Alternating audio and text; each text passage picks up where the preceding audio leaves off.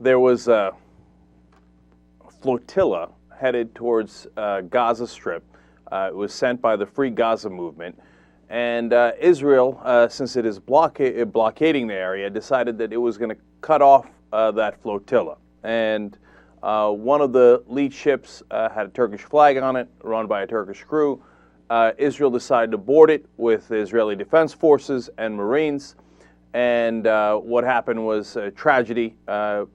The 9 members of the ship were killed, and apparently dozens more seriously injured.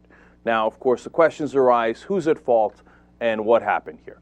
Well, I will tell you the things that we know and the things we do not know, and what is clear and unclear. Number one, it is clear that they were in international water, meaning that Israel coming onto the ship was, how shall we put this? CNN would put it more politely because they're scared to death of actually reporting things that might be true, but it was illegal. They were on international waters, and technically, according to the law, if you board a Turkish ship in international waters, you have landed on Turkish territory.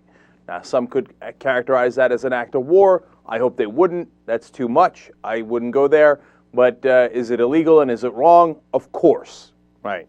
Now, the second question is, did the people boarding the ship, the commandos, fire on the ship beforehand?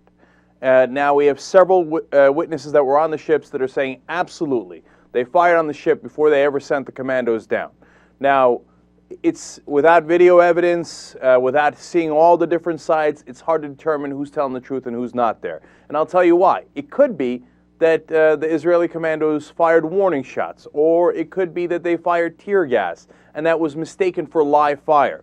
Or it could be that they actually fired real weapons with live fire before they rappelled down. So we don't know. Well, the next question is, what happened when they got on board the ship? That we do know. They were definitely met with some degree of force. Now, the Israelis have said that that was, premeditated attack on their soldiers. Well, remember, they're boarding a ship illegally in international waters, so I guess they're outraged that they would be met with force, but with force they were met. There's no question about that. I don't want anybody to mince words on that. In fact, we have Israeli Defense Forces video on that. Now, the question has not been resolved as to what happened before, as I explained, also what happened afterwards. But let's watch the video and see what happened when they came down there. So that's clip number 5, guys. So you can see with the night vision here that Israeli commandos land right there from the helicopter, and they're met by guys who definitively attacked them. And anyone, who says otherwise, I think is just not telling the truth. Now, it would have been great, in my opinion, if they were not attacked. And now you can see they've got some pipes there. They've got some sticks. The Israelis said that at some point there was live fire aimed at the soldiers. One is being thrown overboard there. He actually did not go over the ship. He landed on the lower deck, which is 10 feet below, which is a significant fall. You see some serious sticks there on some of the commandos that have landed, so they feel they're in danger, okay? There's no question about that, and I get that. Now, this is what every news station has been running over and over again, and legitimately so. It's a very interesting and compelling video. Now, what they don't show you is what happened afterwards. That's when the Israelis drew their guns and killed people. Now, why didn't they show that? Because the Israeli Defense Forces gave you an edited tape of only the part that supports them. Understandable, but everyone should make that clear. I'm not sure it's been made that clear. Why didn't they give the rest of the tape where they decide, hey, you know what, enough of this, and they take out their guns and shoot everybody on the deck? Now, some might look at that video and go, oh, I'll tell you what, they had it coming, they should have been shot. And I guarantee you right-wingers in this country will say that. Keep in mind, the Israelis are boarding this ship illegally. They could actually be technically, and some have called them this, pirates in that case. Now, think about this as well, okay? Now, if the Iranians had boarded ships like that, our ships, what do you think our reaction would have been? Do you think if Americans said, hey, you know what, we're going to resist, and we don't even have any guns, we don't have any real weapons that can cause any kind of significant damage, like kill people? Okay, so the Iranians rappel down from helicopters, surround an American boat, and what are the Americans supposed to do? Say, okay, no, you're right, absolutely. Or if the Americans fought back, would people in this country say, hell yeah, they fought back? And then I can't believe the murderous Iranians killed 9 people on that ship. See, what bothers me is the double standards. What if Turkey had boarded an Israeli ship, got met by self-defense, which is exactly what the Israelis would have called it, and then the Turks killed 9 Israelis? What would have been the reaction of Israel then? What would have been the reaction of America then? My guess is a significantly different reaction than the one we got. So now, another critical point here is what happened after the people on the ship completely surrendered. And we actually have a little video of that from a crew that was on board, and I actually watched a much longer version of this. First, I want to show you this, and then I actually listened to it, people speaking in Turkish on the ship, and can translate for you what they said to give you a sense of the chronology a little bit. But first, let's watch the video here as they're about to cut off communication. The Israeli Navy has now been using live ammunition on board the ship. Well, our reporter on board the ship sent this report before communications were cut. The organizers on board the Mavi Marmara, after 2 people have been confirmed killed by the Israeli army, have now asked all the passengers to go inside. They've raised the white flag. This after Israeli commandos descended upon the ship in international water from a helicopter, as well as surrounded it by vessels from all sides. Tens of people, civilians, have been injured. There are still sounds of live fire despite the white flag being raised. Tens of people have been injured. 2 people have been killed on board the ship, which holds 600 activists, parliamentarians, women, children, and the elderly, all of whom are civilians. Organizers have asked everyone to go inside, so this is where we shall head. Jamal Al-Shayal, Al Jazeera, on board the... All right, now having watched the whole tape, you hear, and you heard it in there too, he's saying, we have put up the white flag of surrender, or the ship has, and you still hear gunfire in the background. Having watched the whole tape, you hear gunfire in the background as the Turkish captain says, we have put up the white flag, we have put up the white flag. And you hear others saying over the loudspeakers, everybody has already surrendered, they're already on the ground, and you still hear live fire. Now, don't worry, though, because the United States has convinced the United Nations that there should be an independent investigation of this. The only problem is there's a slight difference of opinion on who should lead that independent investigation. The rest of the world believes that it should be led by the UN, and the United States and Israel believe it should be led by Israel. Well, isn't that awfully convenient? I fail to see how that would be an independent investigation. They're the ones who landed on the ship and killed 9 people.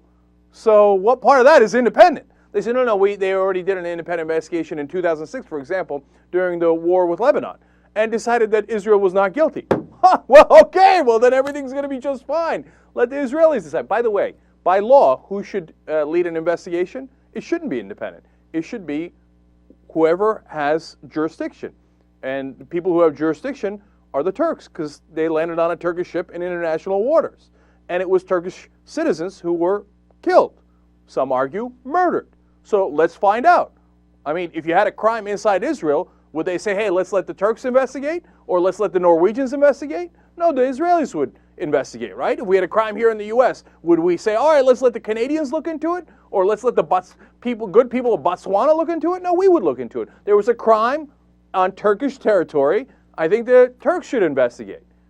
No, but we're going to have the UN do an independent investigation, and we'll see how they get strong-armed by the U.S. into letting Israel do it, which will be a joke and a mockery. Now, how do I know that?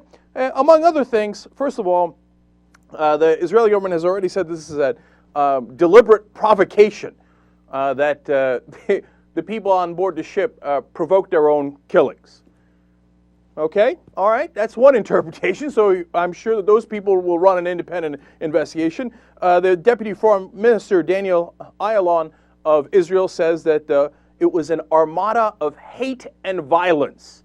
Now, you know what was on the armada? 10,000 tons of humanitarian assistance. Food, medicine, wheelchairs, etc. Also, 679 civilians. Also, a person who was Nobel Peace Prize laureate, Mairead Corrigan Maguire of Northern Ireland was supposed to be on that ship, and Holocaust survivor Hetty Epstein was supposed to be on that ship. She wound up actually not making it onto the ship because of confusion about the 6 different ships that were launched that were coming into that area. Now, Israel says, look, none of this matters, okay? Because these guys were going to come and go through our blockade. Well, first of all, your blockade is illegal.